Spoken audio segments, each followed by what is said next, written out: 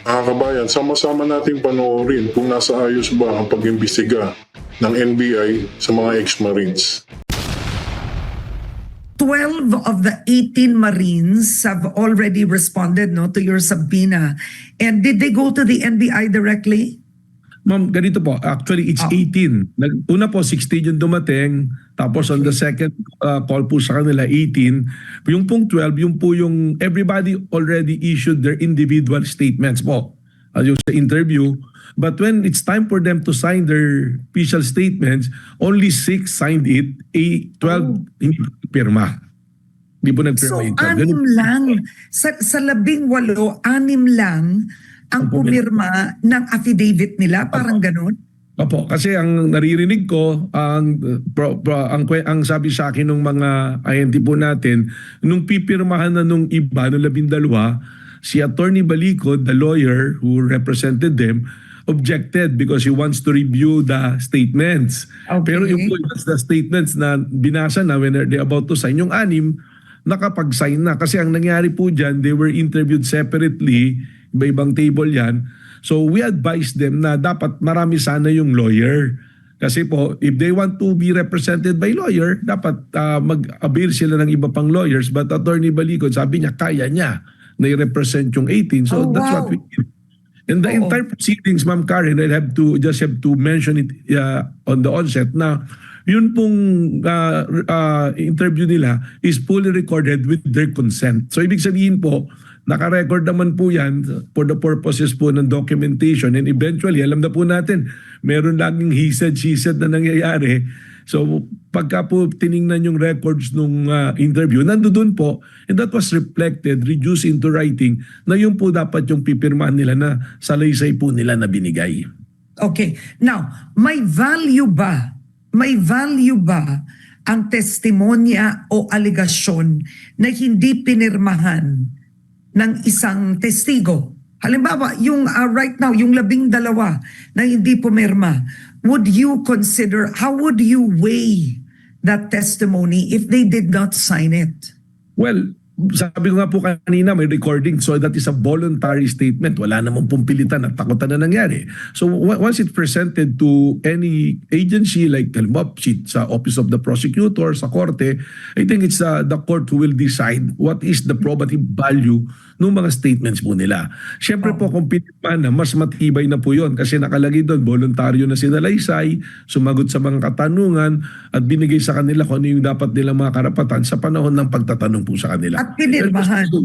Pinirmahan po. So yung mga pinirmahan po, yun, medyo mas mataas na po. Yung pag sinabi mo yung weight of evidence, mas mataas na po yung may pirma dahil voluntary. Kasi ang magiging tanong pa naman po sa korte niyan or sa office ng prosecutor, pag tinanong, pinilit ka ba rito, pinirmahan ka, ano bang circumstances surrounding dito? Kaya naman po, naririnig ko sa social media, sa mga ibang interview nila, Attorney Balicod, meron silang mga paliwanag na sinasabi, yun po, ang mag-a-assess na po nun kung saan po namin ipipresenta yung naging findings po ng National Bureau of Investigation. Okay, so just to clarify, the 18 Marines aren't under your custody. They are, tama ito, no? They are, sino nag-aalaga sa kanila, sir? It's Attorney Balicod. They are not under custody. In fact, yes, opo, magkakasama po sila. In fact, doon sa isa pa sa mga na-interview, sinabi nga, they were being housed sa isang safe house dyan sa White Plains. And when we check kung kanino yung bahay ng White Plains, alam na po namin kung sino may-ari. Sino yun? Sino yung bahay sa White Plains? Si Mike, is it Mike Defensor? Dapat tinanong niyo po kanina sa kanya. Hindi ko. Kasi ang kinlaim lang niya is transportation. Well, meron po kaming report. We just have yet to validate kung kanino talaga nakarehistro po yung bahay. Ano po? Oo. Pero do you know who? Yes, we have given the information. We just like to be 100% certain kung kanino po yung bahay na yon. Okay. Pero nagdating po doon sa isa sa mga Marines po yon na sinabi na doon sila at sila yung kakasama noong January pa po.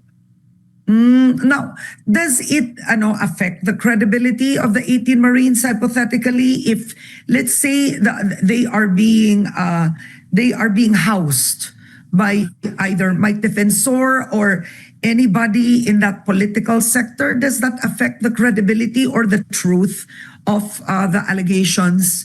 Kasi Yun na syempre, kung mga ex-Marines to, mga walang pera din yan. I mean, alam nyo naman ang kwento ng testigo sa Pilipinas. Kailangan ang testigo sa Pilipinas inaalagaan dahil, alam mo yun, Parang gentleman away po, ganun, ano po. yeah, Yun po yung- regardless of the issue, ha. I mean, in my 32 years as a journalist, ang testigo sa Pilipinas, lumalakas ang loob kapag alam niya kahit papaano, alam mo yun, hindi siya mamamatay, protektado siya. It's Ano naman po yun? practical. Well, Does tama it naman po matter? yun. Kahit po sa pold ng government, meron nga tinatawag na witness protection program eh. Yun po yung legal na pamamaraan. Ngayon po, yung sinasabi nyo, tinatanong nyo kung naapektuhan yung kanila pong credibility, doon na nga po natin tinitingnan. Kaya po tinatanong, kailan pa ba to? Kailan kayo magkakasama? Yung pong sinasabi kanina ni former Congressman Mike Defensor, pag pumunta ka sa piskalya, tinapatawag agad. Hindi po totoo yun. Alam nyo naman po yan, lahat tayo nagkaso eh. Pag nagkaso ka, ikaw muna unang tinatanong, ano ba yung reklamo mo? At tandaan po natin, the burden of proof always lies to the accuser. Yun Yeah, po yung yeah. dapat tandaan dyan. So gusto po nila ipatawag namin kaagad yung mga pinangalanan. Pinabanggit na halimbawa si former Speaker Martin Romualdez. Hindi naman po ganun yung sistema. Sa ngayon po base doon sa aming pag-i-interview, wala pong direktang testimonya na nakita nila yung tao o ibinigay doon sa tao. Ang sinasabi lang po palagi, sa bahay nito, sa opisina nito, nakita namin binilang yung pera, naghatid kami ng maleta. Yung mga litrato po, hindi ma-identify kung sino ang kumuha ng litrato at kailan kinuhaan. Kaya po, meron po mga katanungan. And we will never allow the National Bureau of Investigation to be the tool for a fishing expedition. Kung meron po kayong siguradong pangkaso, sigurado kayo na talagang pwedeng kaso, i-file po natin ng diretso. Kagaya po, naririnig ko si Congressman Mike Defensor, tira siya ng tira. May mga nakawan, mga magnanakaw si ganito. Tanong ko lang po, meron po ba siyang pinail kahit isang kaso sa mga inakusahan niya magnanakaw? Meron na po ba kayong narinig?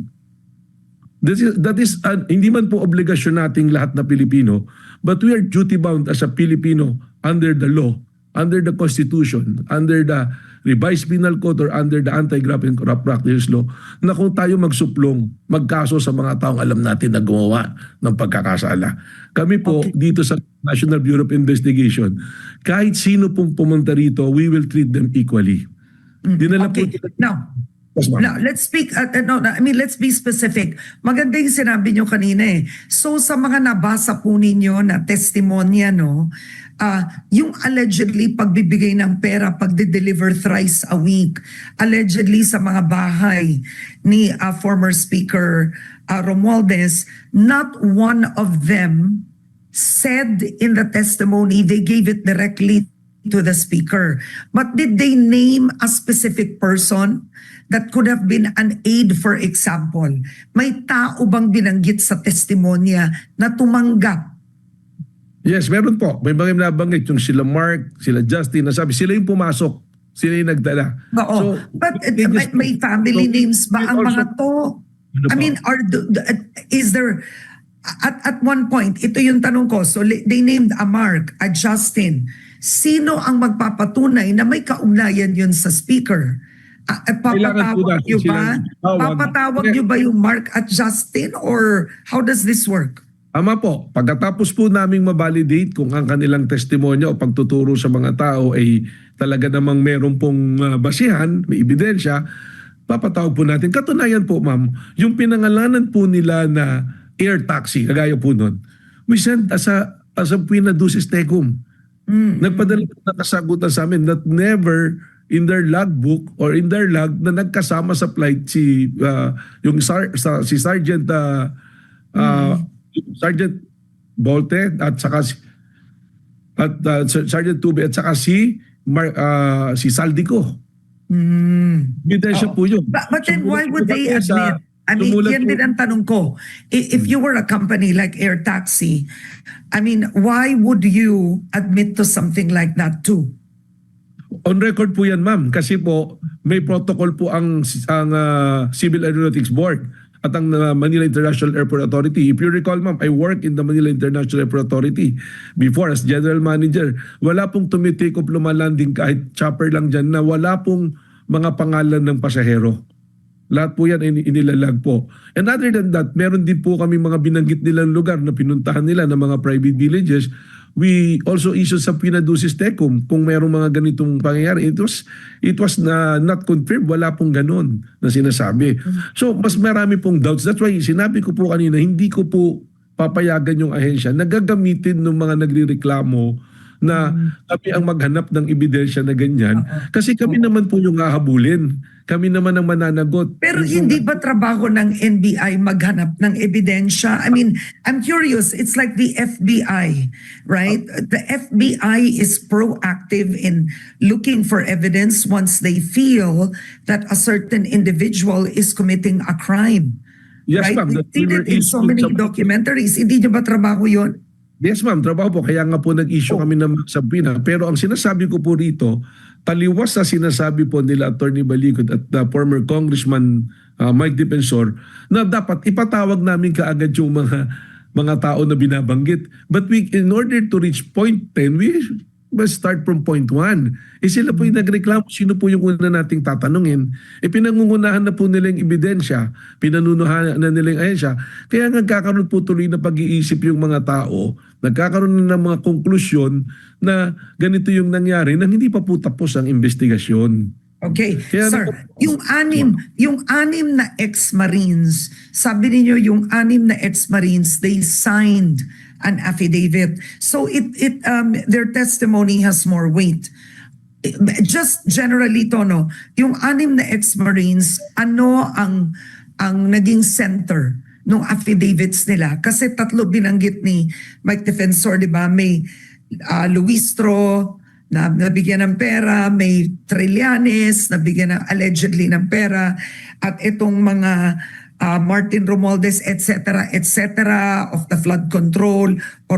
So, yung anim na pumirma, ano po yun? Ano yung center ng affidavit?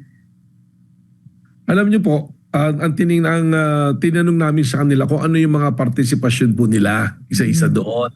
So doon po sa anim, sa totoo, I'll be very honest with you, Ma'am Karen, pinafinalize po namin yung buong report. Kabuuan na po nung 18 po. So isa-separate po namin, ito yung pumirma, ito yung hindi pumirma, at kung ano yung participation. Ang ginawa po kasi namin dyan, yung affidavit consists of 36 pages, kasama na yung annexes, yung joint affidavit po nila ng February 23, hiniwalay po namin.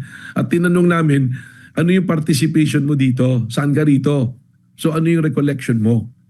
So doon po, ang lumalabas po talaga, based po doon sa joint affidavit at sa mga personal salaysay nila, wala pong personal encounter doon sa mga inaakusahan nila.